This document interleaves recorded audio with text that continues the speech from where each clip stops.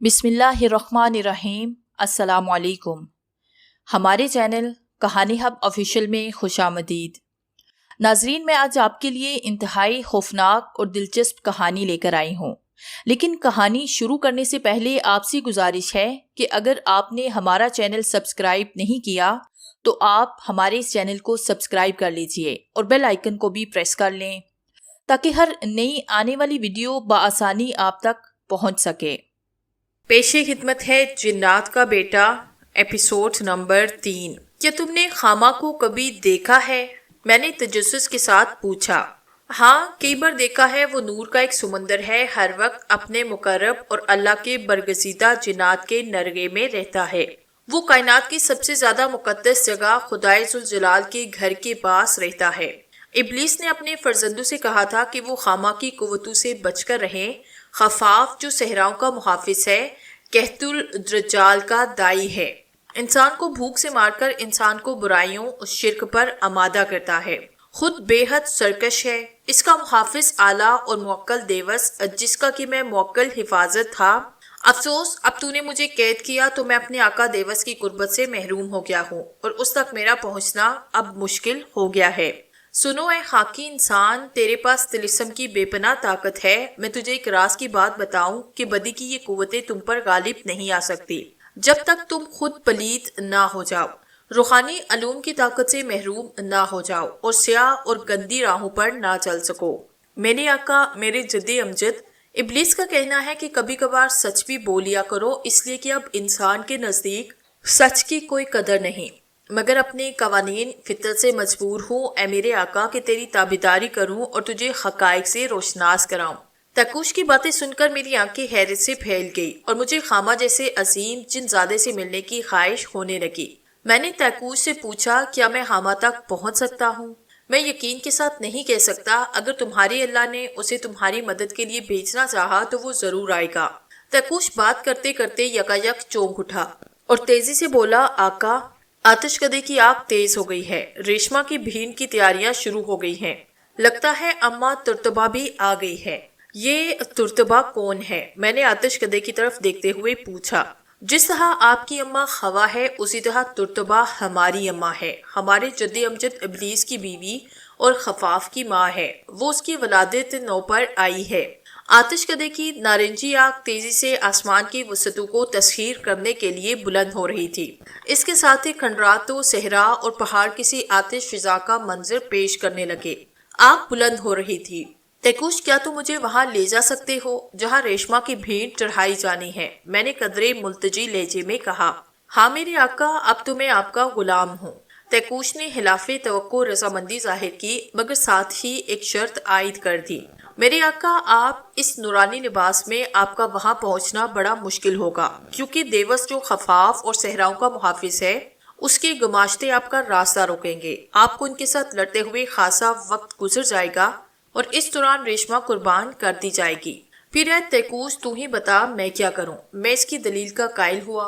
वैसे भी मेरे लिए ये शैतानी दुनिया पर इसरार थी, क्या मालूम किस वक्त क्या हो सकता था। लिहाजा मैंने तकुश की हिदायत पर अमल करने का तहिया कर लिया। आप ये स्याह लिबास ओढ़ लें। तकुश ने स्याह चुगा मेरी तरफ बढ़ाया, जिससे मुश्क बूर की खुशबू आ रही थी। मैंने चुगा लेके पहना। तकुश की रहनुमाई में खंडरात की जानिब तेजी से दौड़ लगाई। ये दौड़ भी एक तरह से उड़ान थी। हम दोनों किसी लतीफ मादे की तरह फिजा में तैरते हुए खंडरात के दरमियान पहुंचे। हमारे चारों तरफ फर्जंदाने इब्लीस के बुत थे और इनके इर्द गिर्द स्याह लबादों में मलबूस मकरू मुखीब चेहरों वाली मखलूक अपनी कराहत सदकी के साथ आतिशकदे की जानिब तेजी से बढ़ रही थी। हमारे कदम बहुत तेज थे। हम जूं जूं आतिशकदे के पास पहुंच रहे थे, फिजा में खुशबियात का तसल्लुत कायम हो रहा था। बीनी बीनी मदहर सिरों ने फिजा को अपने शहर में जकड़ दिया। बदी की मखलूक जो सर झुकाए हमारे साथ आतिशकदे की जानिब रवा दवा थी, अब फरसंदे इब्लीस के भजन गा रही थी। एक हजूम बेकरार था जो इब्लीस की मदाओ सना में मस्त आगे ही आगे बढ़ रहा था। इनके अदाओं से नारे जहन्नम में जलती हुई औरतें कदम ब कदम चल रही थी। मौसीकी जूजू बढ़ रही थी। इसमें नए फितने जाग रहे थे और बदमस्त बदहाल शर पसंदों का गुमराह हजूम आगे ही आगे समंदर की सकून लहरों की तरफ रवा था। اس لمحے میں نے ایک عجیب تبدیلی دیکھی. مجھے یوں لگا جو شیطان سب سے آگے تھے، کھنڈرات کے اندر داخل ہونے والی طویل راہداریوں میں پہنچتے ہی ان کے قد بڑھنے لگے. پہاڑوں جیسی قامت اور قوت کے مظہر دکھائی دینے لگے. میرا قد تو طیقوس سے 1 فٹ چھوٹا تھا، وہ 7 فٹ کا تھا. ہجوم کے قد و قامت کے بڑھتے ہی میں نے تشویش بری نظروں سے طیقوس کی طرف دیکھا، مگر وہ بھی ابلیس مردود کی مداح سرائی میں گنگنا رہا تھا. اس نے مجھے پہلے ہی کہہ رکھا تھا کہ میں اسے مخاطب نہ کروں، مگر شیطانوں کی دنیا میں میرے لیے ہر قدم پر حیرت کے چشمے پھوٹ رہے تھے. میں نے اسے مخاطب تو نہ کیا، البتہ کوہنی ماری تو اس نے عجیب سی نظروں سے دیکھا. وہی شعلہ فگن انتقام میں سلگتی سفلی ہوس سے بری آنکھی. سچ تو یہ ہے کہ شیطان کی آنکھوں میں آنکھیں ڈالنا بالخصوص جب وہ ظاہری بدن میں آیا ہوا ہو، نظریں ملانا عام آدمی کے بس کی بات نہیں ہوتی.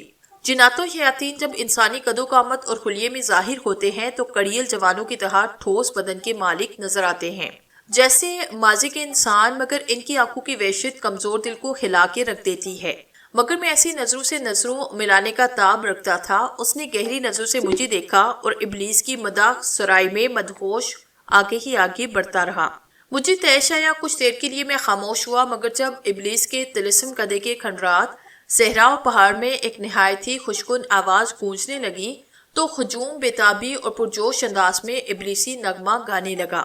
یہ آواز پہلے سے رواں موسیقی سے زیادہ پرسوز اور پر اثر تھی، ذہن و قلب کو مسمریز کرنے والا، وجد میں مبتلا کرنے والا. مجھے اپنے اندر تھل پھل محسوس ہونے لگی. یہ آواز جو شیریں بیان خوشل خان پرندوں جیسی تھی، یوں لگ رہا تھا جیسے ان کا رخ سے تعلق ہے جو مجھ جیسے انسان کے خاص کو مختل کر رہی تھی. مجھے اپنے ہاتھ پہ قابو ہوتے محسوس ہوئے اور اس لمحے میں ڈرا. میرے منہ سے نکلا، یا الہی میری مدد کر. اگر میں ابلیس کے طلسم قدے میں ساز و آواز پر گمراہ ہوا تو مجھ سے نوری علوم کی طاقتیں چھن جائیں گی. اے الہی میری مدد کر، مجھ پر اپنی رحمت و حفاظت کا سایہ برقرار رکھ اور میرے ایمان کو گمراہی سے بچا. مگر مجھے کیا معلوم تھا کہ میری بدقسمتی شروع ہو چکی ہے، میری ہر طاقت سلب ہو گئی. طیقوس نے خدائے ذوالجلال سے دعا مانگتے ہوئے مجھے سن لیا تھا. اے خاکی انسان، خاموش ہو، اس وقت تم تلوار کی دھار پر چل رہے ہو. طیقوس کی آواز میں برہمی تھی. یوں لگا جیسے وہ میرا غلام اور مطیع نہیں، میں اس کا زیر دست ہوں. اس میں حقیقت بھی تھی. فرزندان ابلیس اور ان کی ماں ترتبہ کے آتش کدے تک پہنچنے کے لیے میں اس کا مرہون منت تھا. میں نے لب بند کیے، مگر خیرتو کا سفر بڑھتا جا رہا تھا. خوشل خان ساز کی آواز نے سارے کھنڈرات کو اپنے طلسم میں جکڑ لیا تھا اور مجھ پہ ایک ایسا نشہ چھا رہا تھا جس کی کیفیت الفاظ میں بیان نہیں کی جا سکتی. بہرحال یہ بات تو طے تھی کہ اس ساز کی آواز میں نے مہذب دنیا میں نہ سنی تھی. مجھ سے رہا نہ گیا. میں نے اپنی دم توڑتی قوتوں کو جمع کیا اور بے قراری سے پوچھا، طیقوس یہ سب کیا ہے؟ ان کے قد بڑھ رہے ہیں اور یہ فضا میں طلسم بکھیرتی آواز کیسی ہے؟ اس وقت ہم بھی راہداریوں کے پاس پہنچے. یہ خاصی چوڑی راہداری تھی جس کے سانوں میں بنے آتش کدوں میں خوشبودار لکڑیاں جل رہی تھی. طیقوس نے اس بار بھی مجھے گہری نظروں سے دیکھا. مجھے ڈانٹا، خاموش رہو، اگر تم نے زبان بند نہ رکھی تو خود بھی مرو گے اور مجھے بھی مرواؤ گے. ہم سے آگے بدی کا جو کارواں چل رہا تھا وہ ان راہداریوں میں داخل ہوا اور پہلے سے بھی آواز میں ابلیس کے بیٹے حواف کے جنم نو کی دعا مانگنے لگا، مگر دوسروں کی طرح ان کے بھی قد بڑھ رہے تھے. میری جب باری آئی، میں نے ان راہداریوں میں جو ہی قدم رکھا مجھ پر قیامت ٹوٹ پڑی. مجھے یقین نہیں آ رہا تھا کہ میرے ساتھ بھی وہی کچھ ہوگا جو اس ابلیسی کارواں میں شامل ان گماشتوں کا ہو رہا ہے. میرا بھی قد بڑھ رہا تھا اور میری قامت کم و بیش 100 فٹ تک بڑھ گئی تھی. وہ بت جو میدانوں اور راہداریوں میں پڑے تھے اور مجھے فلک بوس دکھائی دیتے تھے، اب ان کے برابر میں ہو گیا تھا اور میری نظریں ان راہداریوں سے آگے اس میدان کے مناظر دیکھنے لگی جو میں بے شمار بت اندھے پڑے دیکھے تھے. ان کے گرد پتھروں کے ڈھیر لگے تھے. ان میں سے بڑا بت تھا جس کا چہرہ انتہائی شفاف اور نورانی دکھائی دے رہا تھا اور وہ صحراؤں اور راہداروں کے رکھے دوسرے مجسموں سے بہت مختلف لگتا تھا. ہاں، اب میں بتاتا ہوں تمہیں. مجھے طیقوس کی آواز سنائی دی. اب ہم اپنے ماضی میں پہنچ رہے ہیں. تمہارے لیے تو ہر چیز نہیں ہوگی. اب تمہاری نظر و قلب کے حجاب اٹھ گئے ہیں اور تم ابلیس کی سلطنت میں داخل ہو چکے ہو. راہداریوں سے باہر اگر میں تمہارے سوالوں کا جواب دیتا تو یہ ابلیس عبادت کی خلاف ورزی سمجھتا آقا ابلیس کی درازی عمر اور اس کے شیطانی جاہ و جلال کی سلامتی کے لیے ہمیں گاتے ہوئے ان راہداریوں میں داخل ہونا پڑتا ہے۔ یہ جو سل کروا تم نے دیکھا ہے نا، تم جیسے انسان ہیں، ساری دنیا کے وہ انسان جو ابلیس کے پجاری ہیں، بظاہر انسان مگر آقا شیطان کے نقش قدم اور اس کی تعلیمات پر چلتے ہیں۔ کالے علوم کے پجاری ہیں جو ابلیس تک پہنچنے کے لیے شیطانی علوم حاصل کر کے اس کی اطاعت کرتے ہیں اور پھر شیطانی نے اپنے مقرب شیطانوں میں داخل کر لیتا ہے۔ ہم ابلیس کی اولاد میں سے ہیں، ہمارا وجود آگ سے تحلیق ہوا ہے، مگر خاکی بدن میں چھپے شیطان انسان کی اولاد ہیں، مگر وہ اللہ کی پرستش نہ کرنے کی پاداش میں شیطان ٹھہرا دیے گئے۔ میں تمہارا اشتہاق ختم کر رہا ہوں۔ یہ کہتے ہوئے طیخوس نے فضا میں بکھری خوشبو کو اپنے اندر کھینچا۔ اے خاکی انسان، تم صدیوں کا سفر طے کر چکے ہو اور اب وقت کے اس دھارے پر کھڑے ہو جب زمین پر انسان نے قدم رکھا۔ یہ قد و قامت اس دور کے انسانوں جیسا ہے، مگر یہاں انسان نہیں ابلیس کی اولاد بستی ہے۔ تم آقا خفاف اور دیوس کی تلاش میں نکلے تھے، ریشما کو بچانا چاہ رہے تھے، مگر یہ بھول گئے کہ شیطان نیکی کی آڑ میں بہکاتا ہے، کمزور بن کر اطاعت کرتا ہے، اور پھر جب ایک صاحب علم کمزور ہوتا ہے تو شیطان غالب آ جاتا ہے۔ تم آقا ابلیس اور فرزندان ابلیس کی تعلیمات کو نہیں جانتے کہ یہ انسان کو بہکانے کے لیے کس درجے کی خوفناکی رکھتی ہیں۔ میں اور طیخوس جو اب ایک ہی قامت کے حامل تھے، اس کی بات سن کر میرا خون کھولنے لگا۔ طیخوس، تو مجھے کیا سمجھانا چاہتی ہو؟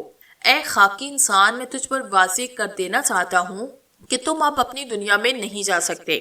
حفاف کی سلطنت اور ابلیس کے عہد میں داخل ہونے والا انسان نہیں رہتا، ابلیس کا پیروکار بن جاتا ہے۔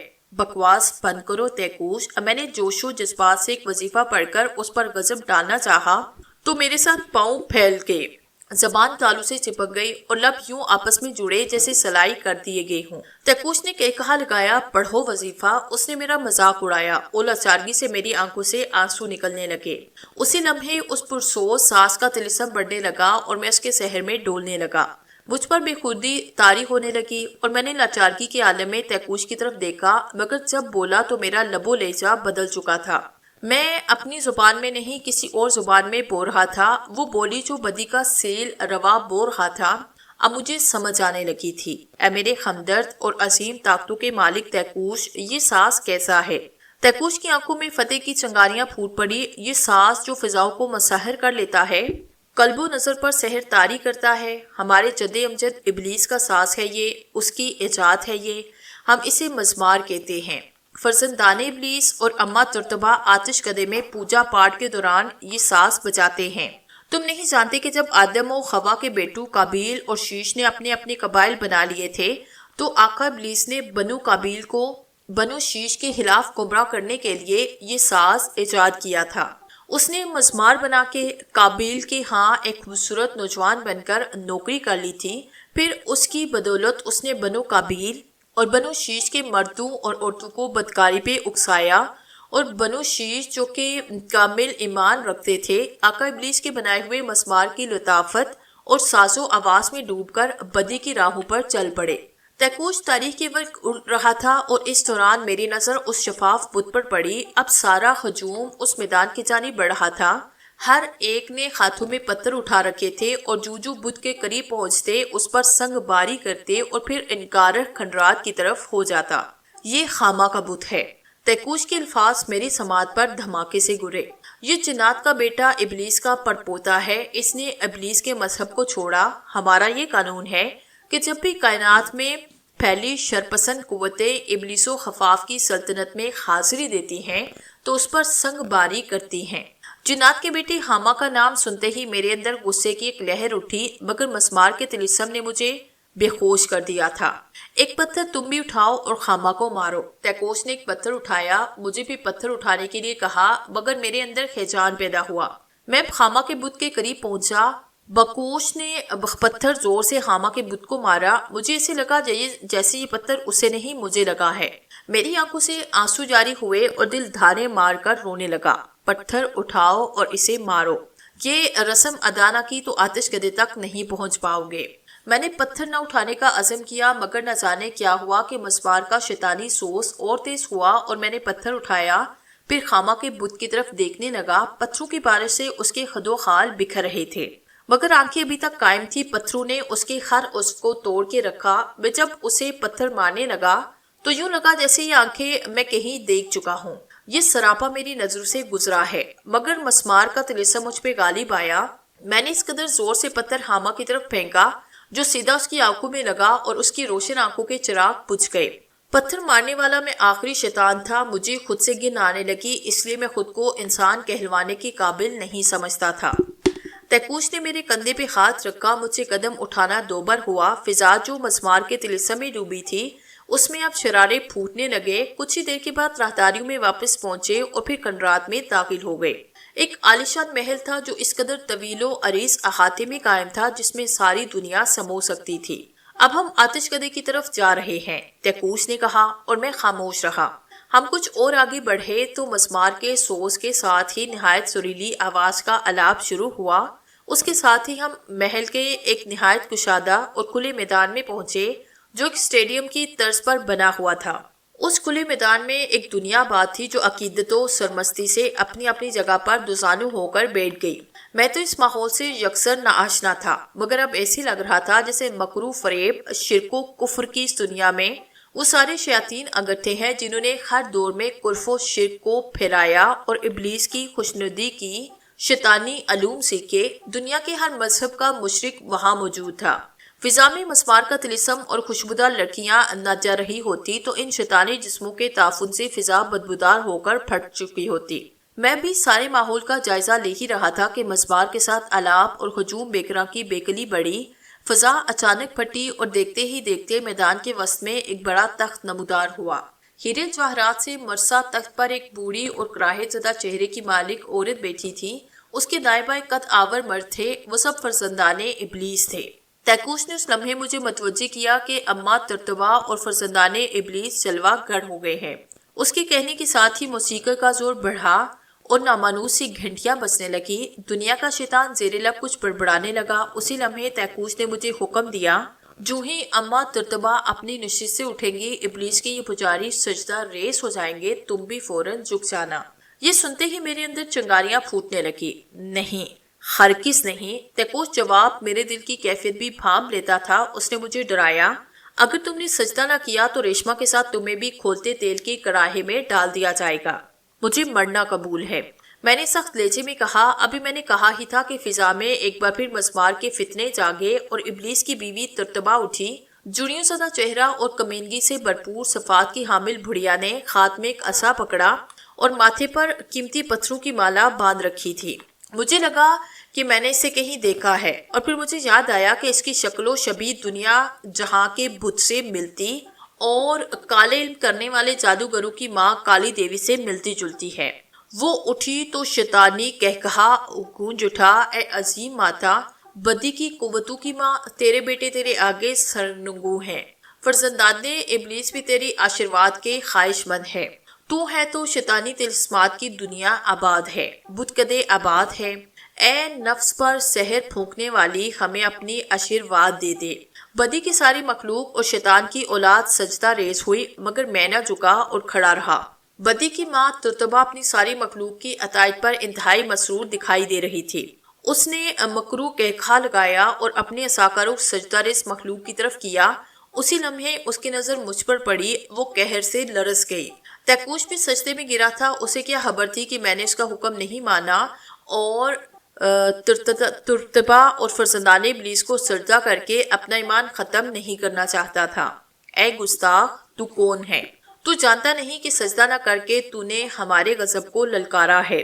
قہر کی دیوی ترتبہ کی صدا گونجی تو سجدے میں پڑی مخلوق نے اچانک سر اٹھایا۔ تیکوش بھی یکدم سیدھا ہوا۔ اس نے مجھے سجدہ کرنے پہ آمادہ کرنا چاہا مگر میں کسی بت کی طرح کھڑا رہا۔ ترتبہ نے تیکوش کو دیکھا تو داڑھی، اے فرزندان ابلیس کے محافظوں کے محافظ، یہ کون ہے؟ تیکوش نے اسے میرے بارے میں سب کچھ بتایا تو مکرو فیب کی دیوی، قہر و غضب اور شر پسندوں کی ماں نے غصے سے کہا، تو ریشما کو بچانے آیا ہے اور نہیں چاہتا کہ میرا فرزندان ولادت نو حاصل کرے۔ اس نے تیش کے عالم میں اپنا سا فضا میں لہرایا تو فضا میں دھوئیں کا غبار پیدا ہوا۔ اس میں سے کئی کالے بجنگ جسموں نے جنم لیا۔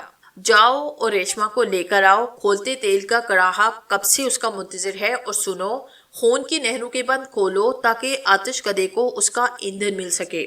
اس کے کہنے کی دیر تھی اور لمحوں میں اس کے حکم کی تعمیل ہو گئی۔ ترتبہ اور اس کے بیٹوں کے تخت سے کچھ فاصلے پر کھولتے تیل کا ایک بڑا کڑھا نمودار ہوا، اور اس کے ساتھ ہی ریشما مکروہ شیطانوں کے نغمے میں کسی سحرزدہ اور معمولی انسان کی طرح کڑاہے کی طرف بڑھنے لگی۔ اس کے بعد کھلے تھے وہ کھولتے کڑاہے کے پاس پہنچی تو وہ دونوں شیطان غائب ہو گئے اور ان کی جگہ پر انسانی کھوپڑیوں کے مینار بلند ہوئے۔ ریشما ان کھوپڑیوں میں گم ہوئی اور پھر اس کے ساتھ ہی فضا میں کہکہے گونجنے لگے۔ یہ 100% ریشما کا کہا تھا۔ دیکھتے ہی دیکھتے وہ کھوپڑیوں کے جنگل سے باہر نکلتی نظر آ رہی تھی۔ پھر وہ کڑاہے کے پاس پہنچ کر اس نے ترتبہ کی طرف دیکھا۔ ترتبہ نے اپنا عصا اس کی طرف بلند، ریشما کسی لطیف مادے کی طرح اڑتی ہوئی گرم کھولتے تیل کے کڑاہے میں جا کودی۔ اس کی چیخ بھی نہ گونجی تھی، مگر جو ہی وہ کڑاہے میں گری، بدی کی کفتوں نے حفاف کو ولادت نو کی مبارکباد دینا شروع کر دی۔ آتش کدے کی آگ آسمان کی بلندیوں کو چھونے لگی اور یوں لگا جیسے آتش فضا اپنے قہر و غضب کے ساتھ پہاڑوں سے جنم لے رہا ہے۔ آتشی مخلوق شیطانوں کے پجاری کو آگ کو دیکھ کر ایک بار پھر سجدے میں گرے۔ اس لمحے ترتبہ نے عصا کڑاہے کی طرف بڑھایا جو تیزی سے دراز ہو کر کڑاہے تک پہنچا اور گرم کھولتے تیل میں سے ایک کھوپڑی نکال کر اسے اس طرف کھینچا۔ یہ کھوپڑی یقیناً ریشما کی تھی۔ اس نے کھوپڑی کو عصا پہ سجایا اور فاتحانہ نظروں سے میری طرف دیکھنے لگی۔ میرے ساتھ کھڑے تیکوس سے کہنے لگی، اے آتش کدے کے محافظ، اسے موبت خانے میں لے آؤ۔ اس کے ساتھ ہی وہ تخت سمیت غائب ہوئی اور تیکوس نے مجھے موبت خانے کی طرف روانہ کیا۔ موبت خانہ جادوگری اور طلسمات سے بھرا ہوا تھا۔ اس کی راہداریاں ان بتوں سے بری تھی جو مشرکوں کے جھوٹے خدا ہیں۔ ان میں دیوی دیوتاؤں کے بتوں کے علاوہ دنیا کے جانور، پرندے، کیڑے مکوڑے بھی موجود تھے جو دنیا بھر کے مشرکین کے دیوتا کہلاتے ہیں۔ موبت خانے میں طلسمات و جادوگری کی دنیا آباد تھی۔ ترتبہ اپنے بیٹوں اور بیٹیوں کے ساتھ اپنی تمام تر حشر سامانیوں کے ساتھ موجود تھی۔ وہ ہیرو جواہرات سے مرصع ایک بہت بڑے سے تخت پر بیٹھی۔ اس کے ارد گرد اس کے بیٹے اور بیٹیاں اپنی اپنی نشستوں پر بیٹھے تھے۔ تخت کے عقب میں ایک بڑا سا الاؤ روشن تھا جس کی آگ اوپر کو اٹھ رہی تھی۔ آتش کدے کا یہی وہ الاؤ تھا جس میں ان کی ندیاں آ کر گر رہی تھی اور اس سے لاوے جیسی منحوس آگ بلند ہو کر کھنڈرات کے اوپر نمودار ہو رہی تھی۔ موبت میں ہر طرف بت تھے اور شیطان کے پجاری ان کے قدموں میں گرے پڑے تھے۔ موبت خانے میں نہایت بدبودار ماحول تھا۔ یوں لگ رہا تھا جیسے میرے گرد انسانی گوشت چل رہا ہے۔ تیکوس نے مجھے ترتبہ کے سامنے لا کے کھڑا کیا اور مجھے جھک کر نیاز مندی کا اظہار کرنے کی ہدایت کی، مگر میں نے انکار کیا۔ ترتبہ اور فرزندان ابلیس میری جسارت پر ہنس پڑے۔ مجھے تعجب ہوا کہ یہ کس بات پر ہنسے ہیں، حالانکہ انہیں مجھ پر غصہ آنا چاہیے۔ آؤ بیٹھو، تم ہمارے مہمان ہو، خلاف توقع ترتبہ بولی۔ تو موبت خانے کی طلسماتی فضا میں عجیب سی گھنٹیاں بجنے لگیں۔ اس وقت اس کی آواز میں قہر تھا نہ غضب، بلکہ وہ سراپے شفقت بن کر مجھے پہلو میں بٹھانے کی دعوت دے رہی تھی، مگر میں ٹس سے مس نہ ہوا۔ اسی لمحے موبت خانے کے پر اسرار ماحول میں تبدیلی رونما ہوئی اور سفید براق لباس میں ملبوس اب بہت ہی سندر دو شیزائیں ہاتھوں میں شربت اٹھائے ظاہر ہوئی اور آہستہ آہستہ نپے تلے قدموں کے ساتھ ترتبہ کے تخت کے پاس پہنچی۔ ان کے ہاتھوں میں پکڑے ہی جھک کر اسے سجدہ کرنے کے انداز میں جھکی، پھر اٹھی، اس کے بعد رکھے غلافوں کو ہٹا کر تخت پہ چڑھی۔ تھال میں بڑے بڑے بلوری گلاس تھے، سرخ سیال جن میں بھرا ہوا تھا۔ دو شیزاؤں نے ترتبہ اور فرزندان ابلیس کو تو وہ جام پیش کیے مگر بیٹیوں کو نظر انداز کیا۔ تھال میں اب ایک ہی گلاس تھا۔ ترتبہ نے ایک دوشیزہ کو اشارہ کرتے کہا، یہ ہمارے مہمان کو پیش کیا جائے۔ حسن و مستی میں کشیدہ وہی دوشیزہ میری طرف بڑھی اور تھال میرے آگے کیا۔ مجھے اس لمحے ایسے لگا جیسے میں برسوں کا پیاسا ہوں اور میرے خون شدت پیاس سے پھٹ چکے ہیں۔ مجھے اپنا صحرا یاد آیا کہ کس طرح اونٹ اور میں پیاس اور گرمی سے نڈال ہو گئے تھے۔ سرخ سیال سے بھرا تھال میرے سامنے تھا اور وہ دوشیزہ گہری نشیلی سحر تراز نظروں سے دیکھ رہی تھی۔ صرف ایک لمحے کے لیے اس کی نظروں میں نے دیکھا اور پھر میں بے اختیار ہوا۔ اس لمحے مزمار کی طلسماتی صدا ایک بار گونجی اور موبت خانے میں موجود دوشیزاؤں نے مزمار پر رقص شروع کیا۔ میرے سامنے جو کھڑی تھی اس نے مسکرا کر جام پکڑا اور میری طرف بڑھایا۔ اے صدیوں کے پیاسے، لو یہ جام پی کر امر ہو جاؤ۔ اس کی آواز کا زہر میرے قلب و ذہن میں گیا اور اس کے مرمری ہاتھوں سے میں نے بے خودی سے جام اٹھایا اور پھر گٹاگٹ پی گیا۔ وہ مشروب جو ابلیس کا تھا حلق میں اترا تو رگو پے میں حرارت و مستی اود آئی اور میں لمحوں میں بے ہوش ہو گیا۔ میری پیاس اور اس کا فرد و دوشیزہ کے سحر ترازی نے مجھے گرفت میں لے کر بے بس کیا، اور جو مجھے نہیں کرنا چاہیے تھا وہ میں کر چکا تھا۔ میں نے اپنا آپ شیطان کے آگے ہار دیا تھا، بھول گیا تھا کہ مجھے ہرگز مشروب ابلیس نہیں پینا چاہیے۔ آدم بھی ابلیس کے بہکامے میں آ کر بھول گیا تھا، لیکن اور ان کا فردوس پیرہن چھین لیا گیا تھا۔ وہ عظمتوں میں آ کر گرے تھے، اللہ کی نافرمانی کی بڑی کڑی سزا کاٹی تھی۔ میں بھی پسرے آدم تھا، فرزندان ابلیس اور اس کی بیوی کے مکر و فریب میں آ کے بہک گیا، اور ان کا مشروب پی کر میری ساری عقل فو ہو گئی۔ میں علوم کی طاقت سے تہی ہو گیا اور میرا باطن اس گلی سیال کی وجہ سے مدفن ہو گیا۔ مجھ پر بدی نے غلبہ پا لیا، میں اپنا شعور کھو بیٹھا اور محبت میں رکھی ہر چیز مجھے اپنی اپنی لگنے لگی، اور مجھے بھی گناہ کاروں اور سیاہ کاروں کی صف میں لا کھڑا کیا۔ مجھے اچھی طرح یاد ہے کہ جو ہی سکھ سیال اپنے حلق میں اتارا، ترتبہ کا قہر و غضب اود آیا۔ اس نے تیکوش کو حکم دیا اور کہا، تیکوش تم ایک انسان پر غلبہ نہیں پا سکے، تم پر ابلیس کی پھٹکار ہو۔ دیکھا ہم نے اس کے دل و نظر کو کیسے فتح کیا، اسے لے جاؤ اور اسے بھی ابلیس کے علوم سکھاؤ۔ یہ عامل بڑا پاک باز تھا، مگر مشروب ابلیس نے اس کی ساری روحانی طاقتیں سلب کر لی ہیں۔ ترتبہ نے اس لمحے اپنے فرزند لاکیس کی طرف قہر سے دیکھا اور بولی، ہم دیوس کے اس محافظ اور اپنے فرزند خفاف کے بدلے میں تیکوش کو معاف کرتے ہیں، مگر اسے سمجھا دو کہ آئندہ ایسی غلطی نہ کرے جس سے ابلیس کی تعلیمات کی سرکشی ظاہر ہوتی ہو۔ تیکوش اپنی جان بخشی پر مطمئن ہوا اور وہ ترتبہ کے قدموں میں جا گرا۔ اے عظیم ماں، کالی قوتوں کی ماں، اپنے سیوک کو بھی معاف کر دے، تو جانتی ہے کہ اس نے مجھے تنگ کیا ہے، مجھے اس بات کی اجازت دے کہ میں اس سے اپنے بدلے لے سکوں۔ ترتبہ نے شان جلال کے ساتھ کہا، تیکوش میں تمہیں اجازت نہیں دے سکتی، فی الحال تو اسے اپنے ساتھ لے جا اور دنیا بھر میں پھیلے ہوئے کرندوں کی طرح اسے ہمارا کرندہ بنا دے، اسے اس کی دنیا میں واپس دھکیل دو، مگر یاد رکھو ہم نے اسے غلیظ و ذلیل کیا، اس کے قلب پر گمراہی کا سیال انڈیل دیا، اب یہ نیکی اور اچھائی کے راستوں پر چلنے سے معذور ہو گیا ہے۔ اسے ہماری تعلیمات دو اور ہمارے فرزند خفاف کی سلطنت اور دیوس کے ٹھکانے پر لے جا کر قالین سکھاؤ، تاکہ یہ اپنی دنیا میں رہتے ہوئے ابلیس کی تعلیمات کو عام کرے۔ تیکوش نے ایک بار پھر ترتبہ کی قدموں میں سر جھکایا اور مجھے لے کر محبت خانے سے نکلنے ہی لگا تھا کہ پیچھے سے کسی نے ایک وحشت انگیز کہا لگایا۔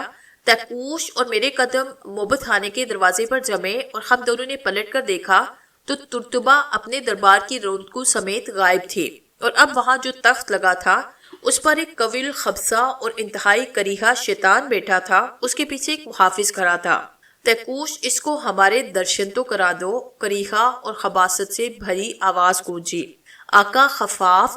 تیکوش تیزی سے تخت پر بیٹھے شیطان کی طرف بڑھا۔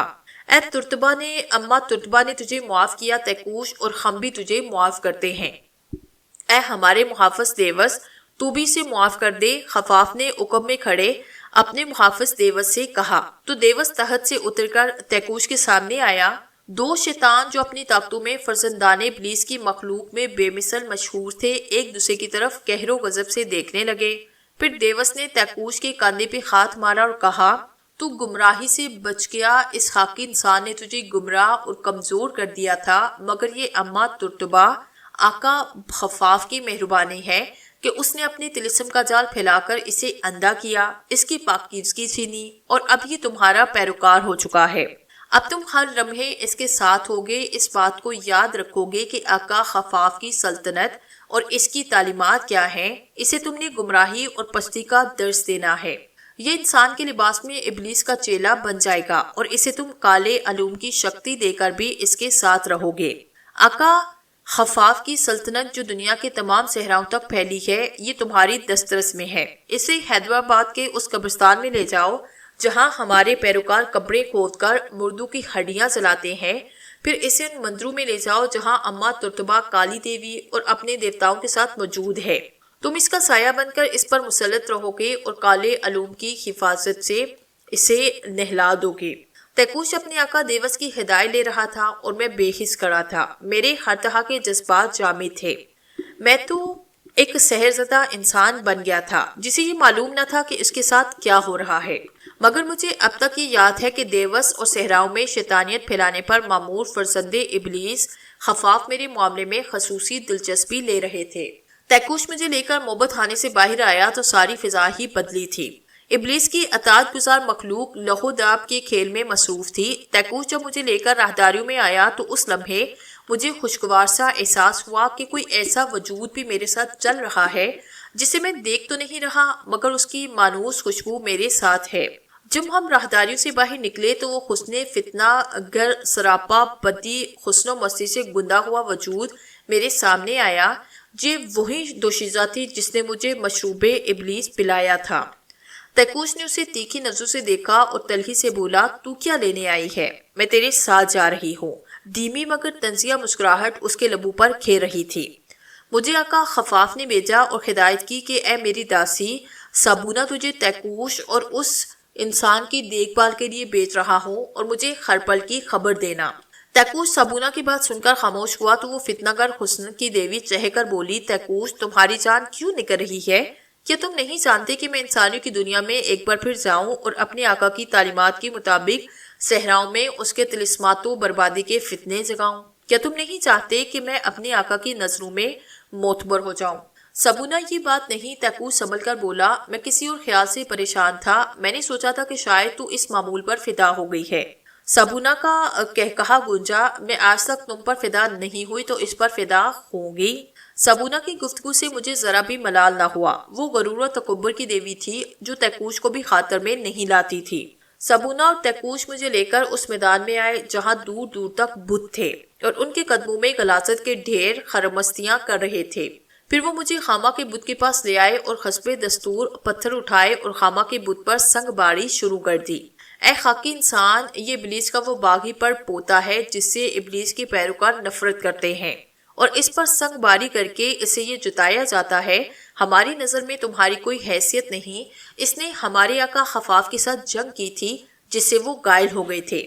تب سے آقا ابلیس نے خامہ کا بت بنا کر یہاں رکھا اور اپنے پیروکاروں کی پابند کیا کہ اسے پتھر مارتے رہو۔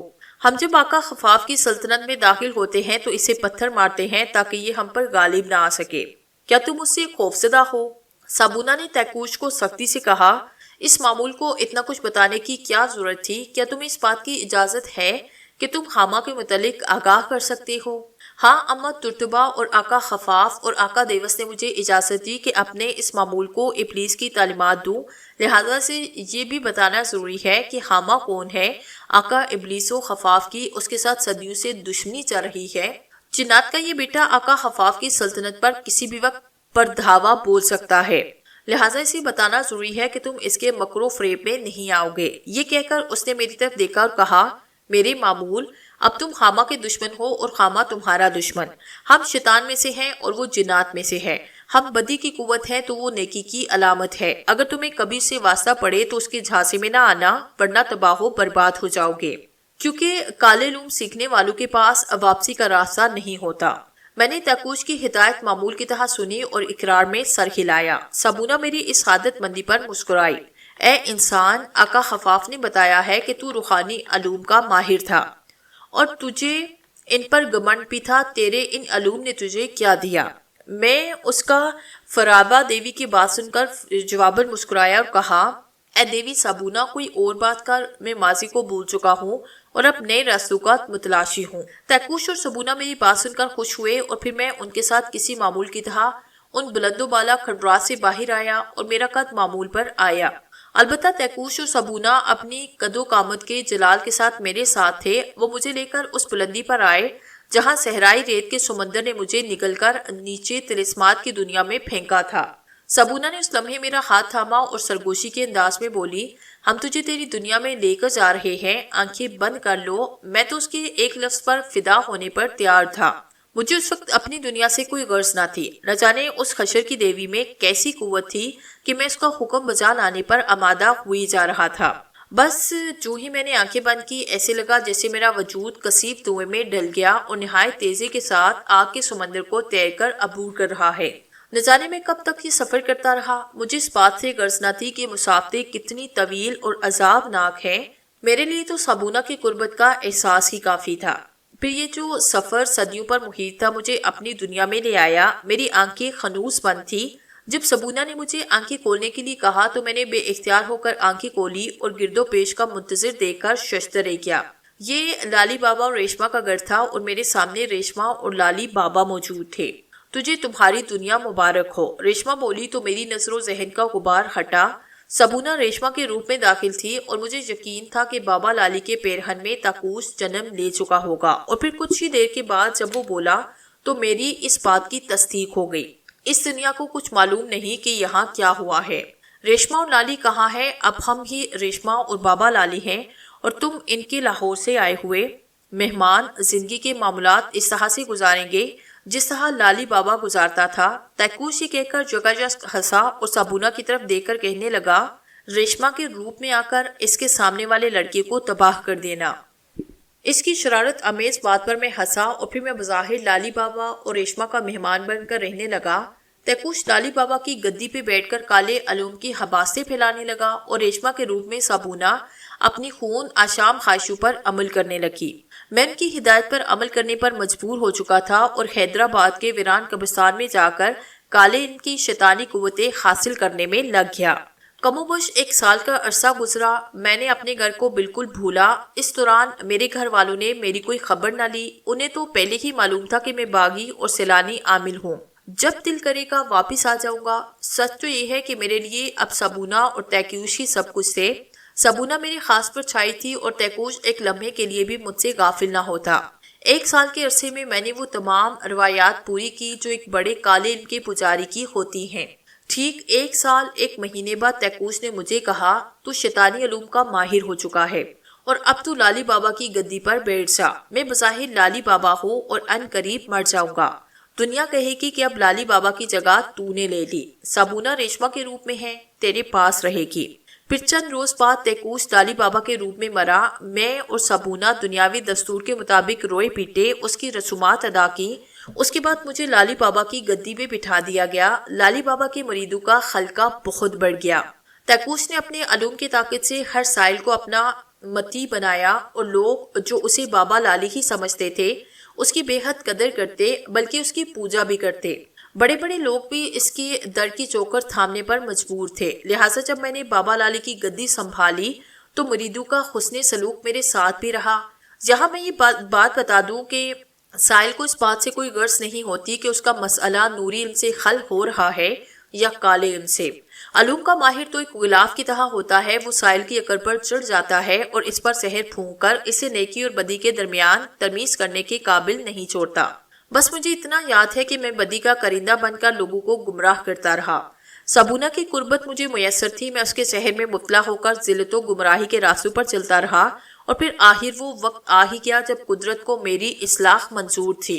اس روز موسم کے تیر بڑے خطرناک تھے۔ طوفان باد و بارہ نے پورے شہر میں دہشت پھیلا رکھی تھی۔ میرے مریدین اور سائل گھروں کو جا چکے تھے اور میں اپنے حجرے میں لیٹا تھا جب صابونہ اپنی حشر سامانیوں کے ساتھ اندر آئی۔ اس کے بعد کھلے تھے اور کونٹوں پر عجیب سی مسکان تھی۔ میں اس کی مانوس خوشبو سے اٹھ کر بیٹھا، وہ بھی میرے مقابل بیٹھی اور عجیب و مخمور نظروں سے مجھے دیکھنے لگی۔ کیا دیکھ رہی ہو صابونہ؟ میں اس کے قریب کھسر کر سرگوشی کے انداز میں بولا۔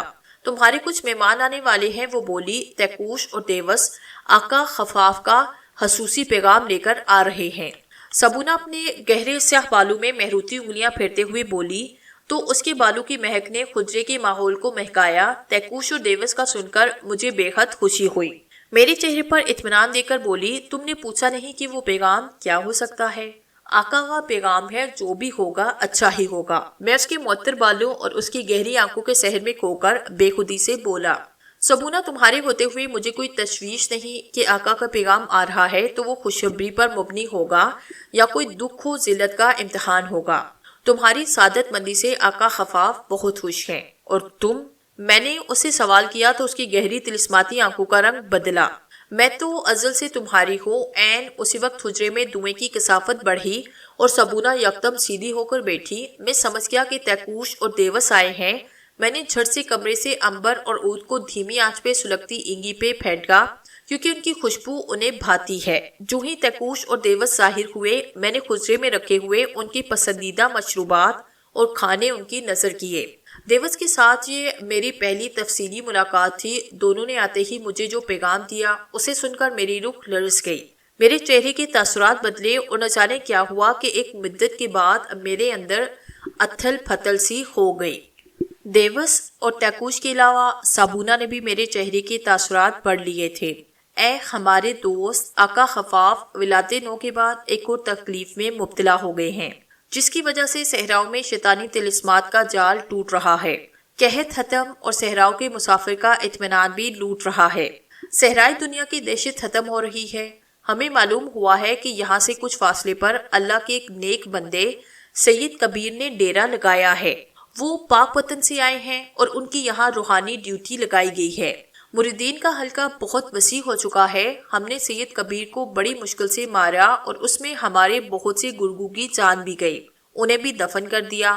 آقا خفاف نے کہا کہ اگر سید کبیر کی لاش صحرا کے اس خطے میں دفن نہیں تو شیطانی طلسمات پر ان کا قہر نازل ہوتا رہے گا، لہٰذا سید کبیر کی لاش کو قبر سے نکال کر جلا دیا جائے اور اس کی راکھ ہمارے حوالے کر دی جائے۔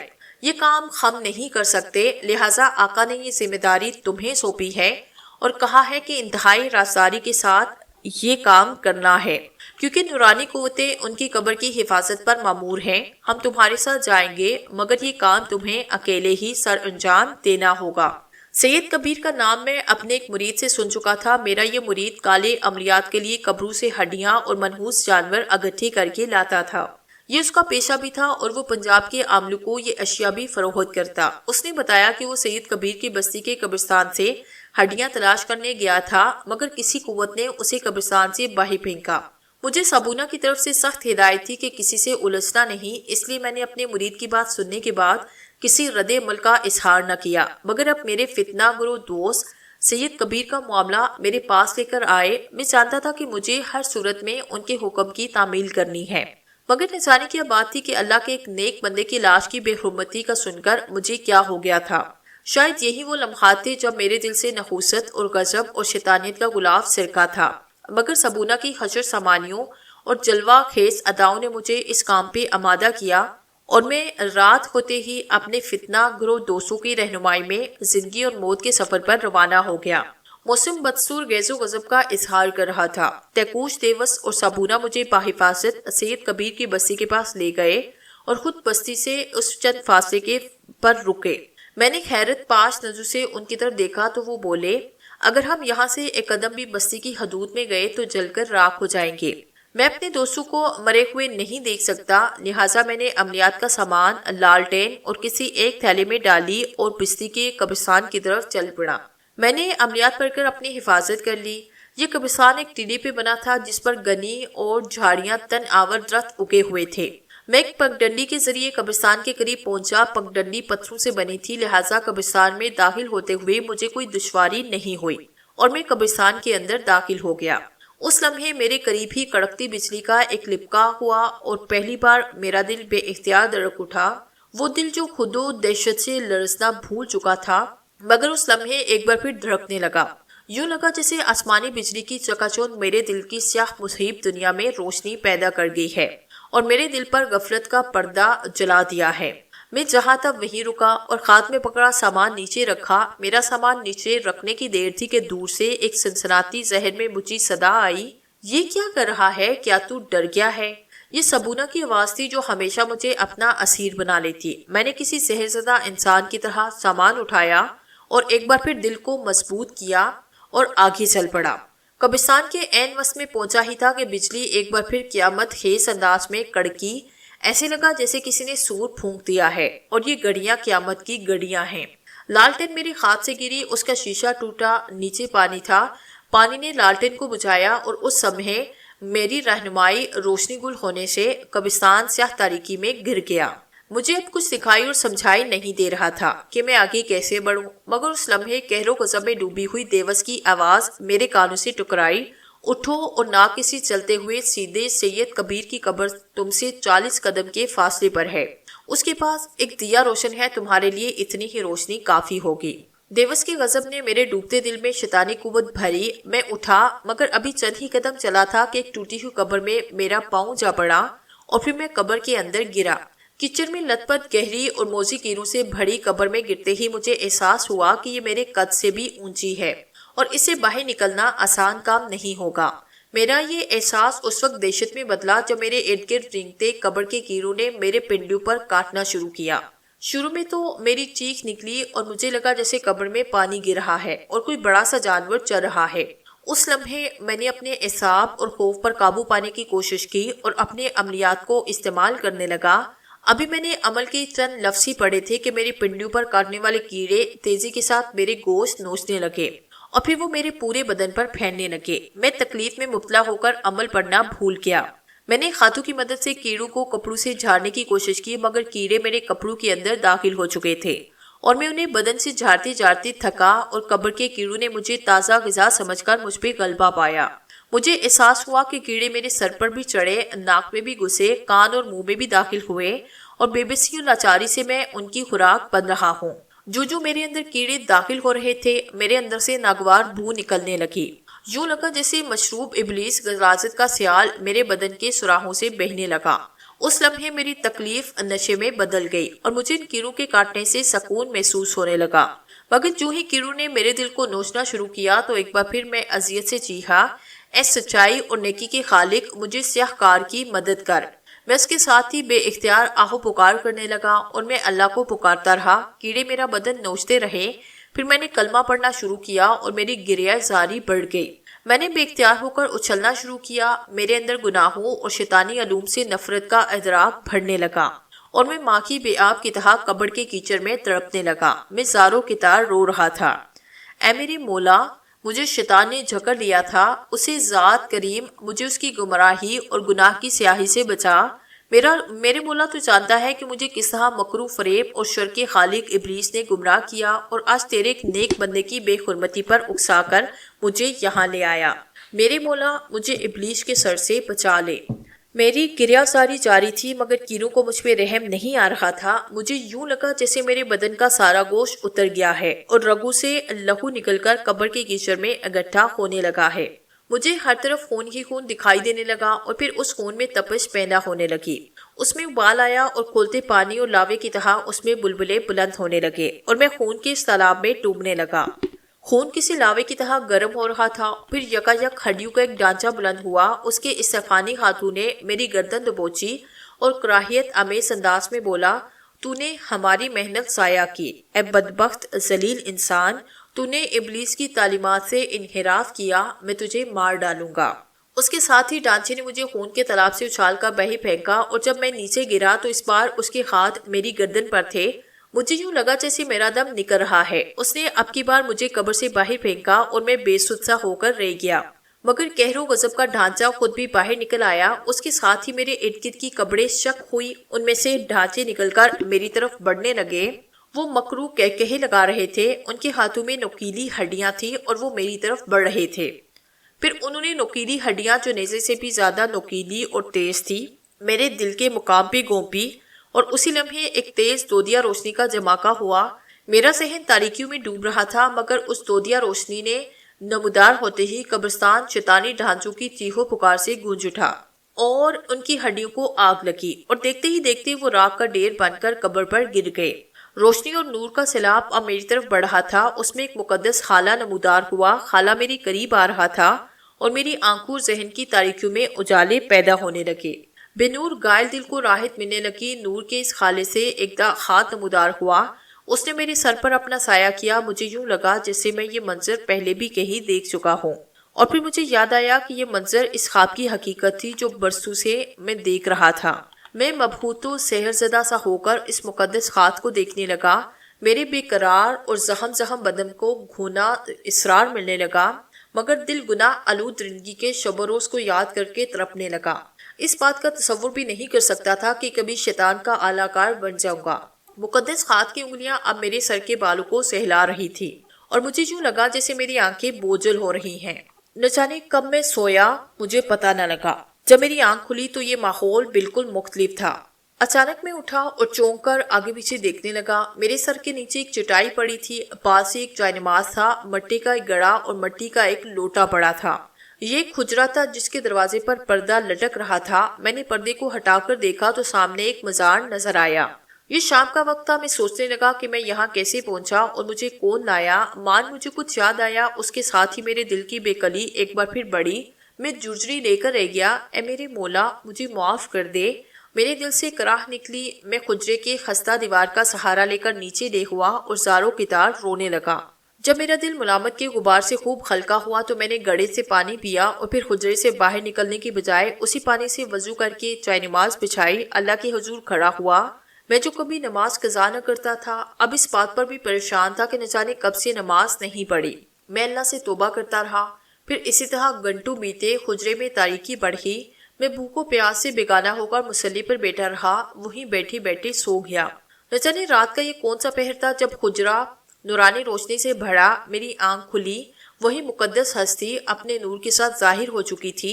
मैं होश में आते ही आहोजारी और खुद पर मुलामत करने लगा। ए इंसान, तू सच्चाई का मीनारा था। ये एक ऐसी आवाज थी जिसमें हकीकत की मिठास हो, मगर शैतान ने तुझे बहका दिया, तुझे राह से हटाया। ये इंतहाई अफसोस और तरफ में डूबी हुई सिसकी थी। गर्ज ये कि वो गैर मरे लबू से निकलने वाली हकीकतें, सिसकियां, तेजी, तलखी और सरसच में डूबी आवाज मेरे कानों से टकरा रही थी। फिर अचानक वो आवाज रुकी, हवा की सरसराहटें थमी और मैं बदहास होकर इधर उधर देखने लगा। मेरा दिल चाहा कि वो कुछ और कहे, मगर जैसे उसने मेरे दिल की आवाज, मेरी ख्वाहिश सुनी, समझ ली और फिर वही आवाज उभरी, अफसोस तूने अपने आप को खोया, अपने आप को मारा, मगर सच्चाई तेरा पीछा करती रही। वक्त तेरे ताकू में रहा, लेकिन बदी की कुफ्तू ने तुझ पे गलबा पाया और तू शैतान के कैसे चुंगल में फंसा जिसमें बड़े बड़े जाहिद झूलते और कलाबाजियां खाते रहते हैं। ये ठीक है कि अल्लाह के नेक बंदे भी लफ्ज़ खाते हैं, इनके कदम भी बहकते हैं और वो गुमराह की भूल भुलैयों में खो जाते हैं, मगर फिर संभल जाते हैं और इसका तावान अदा करते हैं। खुदा से अपने गुनाहों की माफ़ी मांगते हैं। बदी फिर बदी है, ये किसी का साथ नहीं देती, किसी की हिफाजत नहीं करती। हाँ, अपना हो या पराया, तुम नहीं जानते, मगर हम जानते हैं बदी से नेकी की तवक्को अबस और बेकार है। तू नहीं जानता, मगर हम जानते हैं। सैकड़ों सदियां गुजर चुकी, हमने सारी दुनिया देखी। शैतान के बड़े बड़े पुजारी गुजरे, उन्होंने शैतानी अकीदों को फैलाने की बड़ी कोशिश की, मगर खुदा ने उनके गर्दनों में गुमराही के तोल डाल दिए या उन्हें नीस्तो नाबूद कर दिया। यकायक फिजा में रोशनी का एक लपका हुआ, एक चिंगारी चमकी, फिर एक सर्द शोला उभरा और देखते ही देखते वो नूर का खाला बना। कभी वो सिमट कर रोशनी का नुक्ता बन जाता और कभी आहिस्ता आहिस्ता फैलता। सुन रहा है ए गुमराह इंसान? हाँ, मैं सुन रहा हूँ, मगर और वो सहम कर खामोश हुआ। अब नूर का वो नुक्ता फैलना शुरू हुआ, जैसे उसमें नकीरें नमूदार हों और वो गैर मरई कोई मरई सूरत इख्तियार कर रहा हो। ए अकीदतमंद, नजरें उठा और हमें देख, हमें पहचान, हम बदी के पेकर नहीं। आप? मैंने अदब से सर उठाया, फिर मेरी जुबान से निकला, मगर मैं आगे कुछ न कह सका। हाँ, तूने सही पहचाना, वो पेकर गोया हुआ। हाँ, ये हम है, जिन्नात के बेटे हामा बिन हीम बिन लाकेस बिन इब्लीस, शैतान मरदूद के परपोते। हमारा सिलसिला इब्लीस से मिलता है, मगर हम जिन्नात कहलाते हैं। मेरे गोश होश से टकराती हुई ये आवाज चंद लम्हे के लिए रुकी, मगर ये सिलसिला फिर शुरू हुआ। वो नूरानी पेकर कहने लगे, ए इंसान सुन, हम है जिन्नात, कभी हम भी शैतान कहलाते थे, मगर जब हमने अल्लाह की अताअत शुरू की, बदी और गुमराही से तौबा की, तो हम जिन्नात कहलाने लगे। मगर हमारे भाई बंद जो इब्लीस की तालीमात और उसके नक्शे कदम पर चलते रहे और जिन्होंने बदी का रास्ता इख्तियार किया, क्या वो शैतान कहलाए?